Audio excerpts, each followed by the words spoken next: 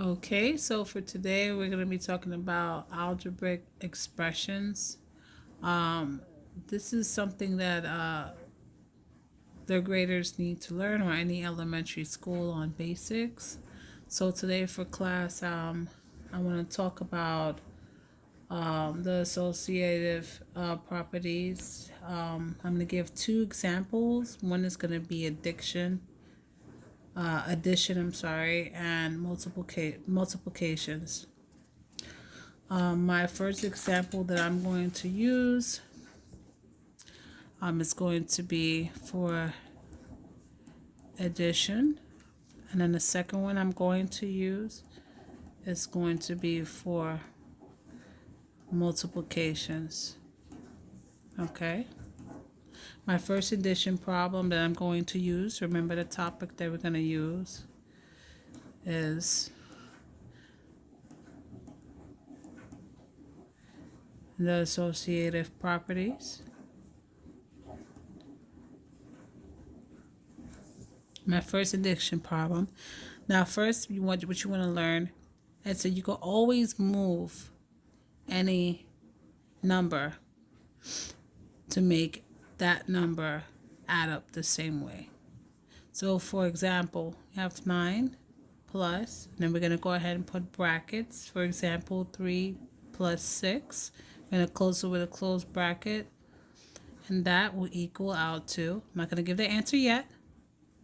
So this is what we're going to do. I'm going to go ahead and start off with the closed brackets, okay? You always want to start with that, right? Because there's already two numbers that you need to add together, okay? So 3 plus 6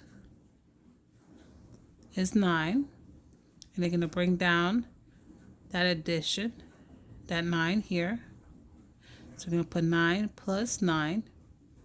And that will equal out to 18, okay? So what will make this an associative property is if that we go ahead and switch this problem around. So what we're going to do, I was going to do 3, right? Except for the 9. First one we use the 9. And then plus. And then we're going to put 6 plus 9, right? And then equals. So I'm going to stop right there. Now what's the first thing we're going to do? Yep, that's correct. We're going to go ahead and start with the brackets, the ones with the brackets, because there's already two numbers here that we need to put together to have one number. So 6 plus 9 is 15, right? Plus the 3, and we equal out to 18.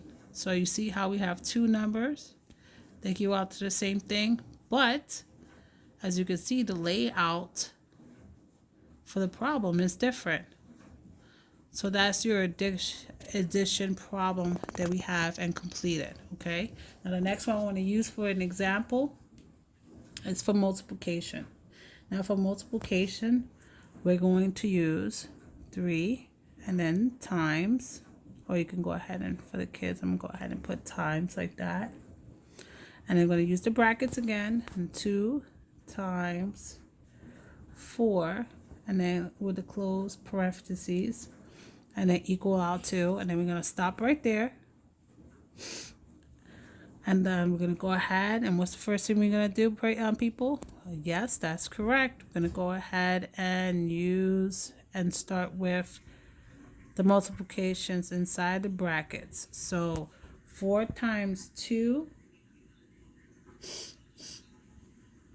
is 8. And then we're going to go ahead and take that times table here. So 8 times 3 is 24. Okay? So that's the first example. Now the second one we're going to use, there's going to be the same thing as the associative properties here. We're going to go ahead and use 4 times, and we're going to go ahead and put a parentheses, and it's 3 times 2, and a closed parentheses equals, I'm going to go ahead and take this multiplication here. So 3 times 2 is 6, and then 6 times 4, because you want to make sure you take this number down here and push down this 4 here, is going to be 24. Yep, you guessed it, 24. So there we have it. You have 24 up here and 24 down here. So both answers is 24. As you can see, we switched out these numbers.